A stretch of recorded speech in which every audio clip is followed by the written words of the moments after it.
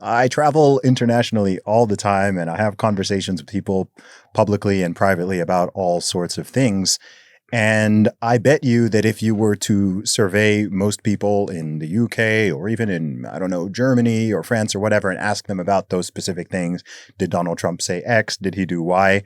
Then they would be like, oh yeah, he said that. I remember seeing that clip on TV.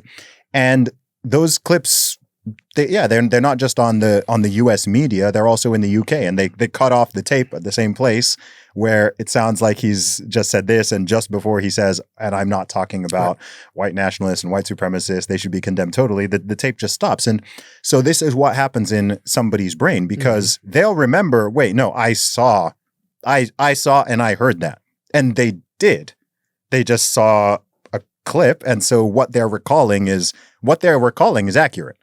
But it's just like, but to come as an outsider and explain them and say, oh, no, he didn't say that. And they're like, no, he did say that. I heard it. And then it's like, oh, no, you have to listen to an extra 20 seconds.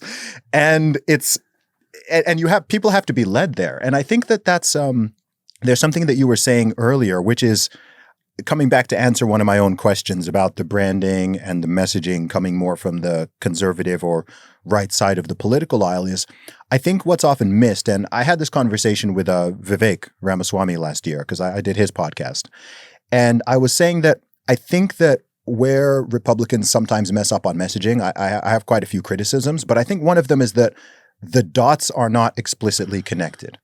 So say you want to secure the border. It's just build the wall, secure the border. We need to get rid of the illegals. We need to cut that down. If you stop there, what you're doing is you're creating a massive opening for disingenuous people who are in opposition to you say, oh, you're racist, you hate brown people, you're this, you're that. If the dots were connected and people actually explained, as you did, hey, by securing the border, look, this illegal immigration, this is who it's disproportionately impacting. It's not people living in wealthy suburbs or whatever. It's disproportionately affecting these people. These are the impacts on crime and the safety of your communities and so on. Therefore, we need to secure the border to keep you people safe. I think those dots need to be connected more. If it's something as simple as, cutting taxes. We want to reduce taxes or we want to cut regulation. Again, you create an opening for people to say, oh, you hate poor people. You want people to suffer. You want those single mothers and people in inner city. You just want them to suffer by cutting the taxation.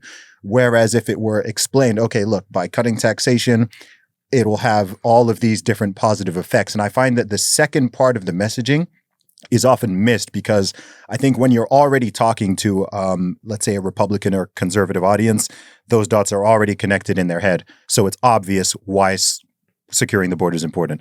It's obvious why cutting taxes is good for entrepreneurship and opportunity and so on.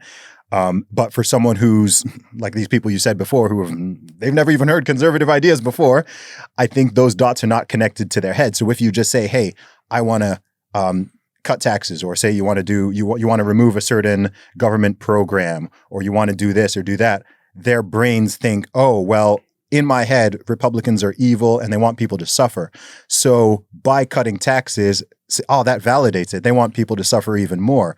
Oh, by wanting to secure the border, oh, that validates my idea that they are racist and they are xenophobic and so on. So I think that simple extra step of messaging would actually go a long way. And I find that when I do listen to Republican politicians or even commentators, they often don't do that part of the messaging, maybe because they just don't think it's needed or they think that it's self-evident. And I don't necessarily think it is for everybody. Well, I also think it's important, and I try to do this on my radio show, point out that the things that Donald Trump said about illegal immigration have been said by Democrats for decades. For sure.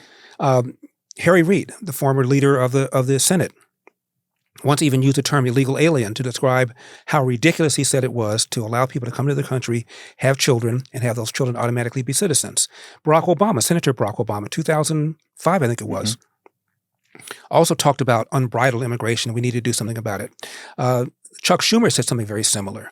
And I think we need to remind people that these ideas of Donald Trump were said by Democrats decades before Donald Trump ever even emerged on the scene. January 6th is another example. The part that the Democrats focus on is when Donald Trump said, I want you to go to the Capitol and fight like hell. That's just political rhetoric. People have been saying fight like hell for a long time. Harry Truman was told was used that term a lot. Give him hell, Harry, was one of his nicknames. And he says, I don't give them hell, I give them the truth, and they think it's hell. So it's just standard political rhetoric. And they ignore the fact that Donald Trump said, I want you to peacefully and patriotically go and make your voices heard. That's what he also said, but they ignore that part of it. It's just incredibly unfair. And this business about election denying. For the 4 years that Donald Trump was in office, Hillary referred to him as illegitimate and said the election was stolen.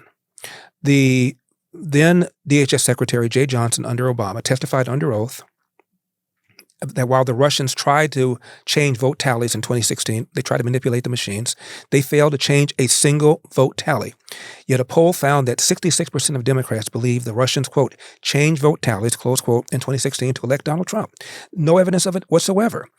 Jimmy Carter, the former president, said, I believe the Russians put Donald Trump there. This is a former president, like former President Donald Trump, essentially saying the election was stolen. Nobody called him an election denier. And this business about what Donald Trump tried to do with Vice President Cheney to get him to refuse to certify certain states in January 2021, it was done by Democrats in 2000 when Al Gore lost to George W. Bush. The Democrats, 12 of them, most of them black, argued that the VP, then Al Gore, had the opportunity to refuse to certify Florida, claiming that the Florida vote was manipulated. 4 years later, W gets reelected. He won Ohio. 30 Democrats, including Barbara Boxer, tried to prevent the vice president from decertifying Ohio, claiming that the Diebold voting machine had been manipulated. And in 2016, the Democrats challenged more states, 9, than Donald Trump did in 2020, when he challenged 6. They all made the same argument that the VP had more than ceremonial powers. He could send the election back to various states if they thought there were shenanigans going on. All I'm saying is the Democrats did every single thing Donald Trump did. And what the response always is, well, Democrats did not storm the Capitol on January 6th. Well, that's because Hillary wasn't in office. Deadly insurrection. Had she been in office and the shoe was on the other foot, what makes you think her supporters would have been any more peaceful?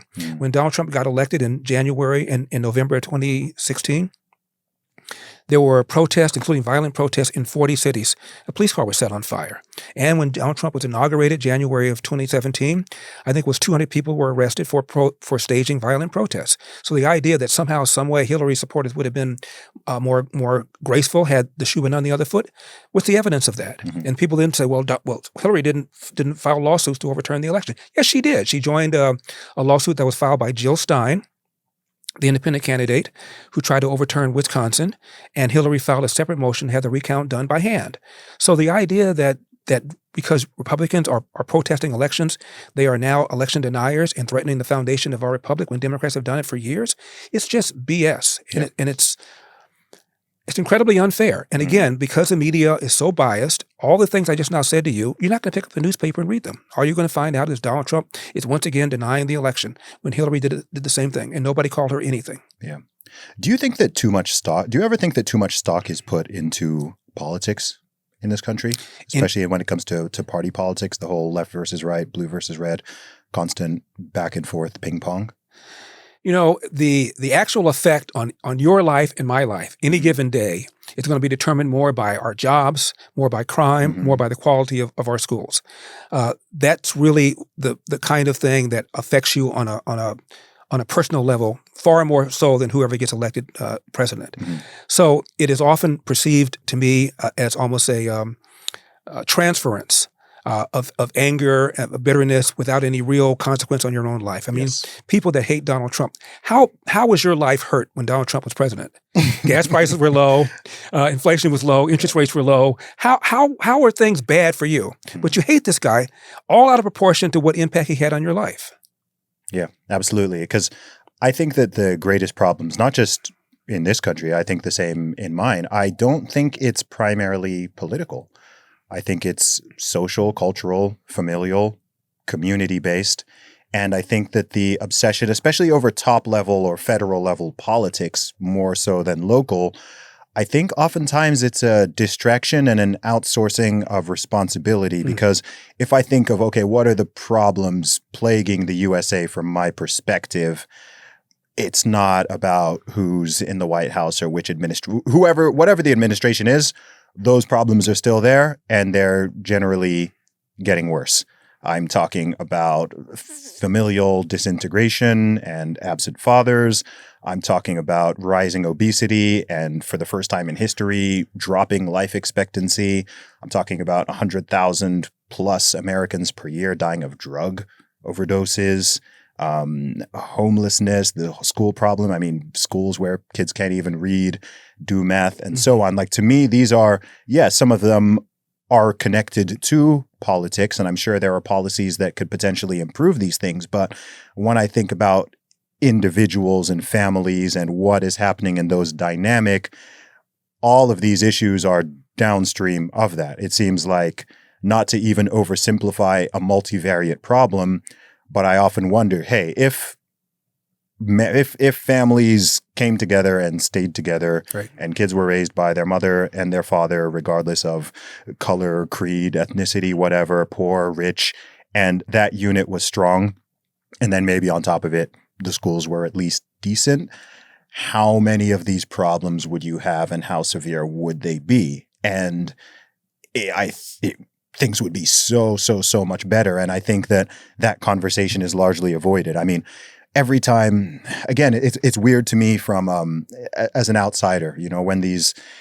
So what from America makes the news globally? It's the bad stuff. It's a mad. There was another school shooting. There was someone went to a mall and went crazy with a rifle or a handgun or whatever the case may be, and the conversation is always about the gun. It's always about the tool.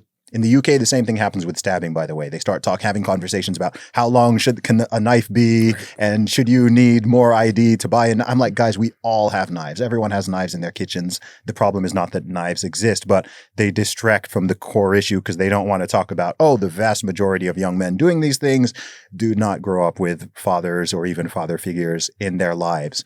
And they're in these communities and they've been through these things. And sometimes they were known to the police, and perhaps they're on a certain type of drug, which is causing them to have certain things. And all that conversation is just avoided. And immediately it just comes back to the beating sticks back and forth of, should AR-15s be banned? How many bullets should you be allowed in a magazine?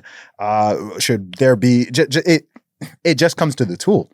And to me, it's just so dumb. And it happens it's been happening my whole life, my entire life. When I see these stories, I'm like, it's the same the same thing happens, right, same conversation, no serious conversation about, okay, what's actually going on? Okay, let's think about this. Primarily, this is young men between 15 and 25 who are over 90% of these perpetrators. Vast majority of them they're coming from a certain background, certain things lacking. Where's that conversation? I know it's not something you can click your fingers and fix, but it just shocks and disheartens me that conversation is barely even happening.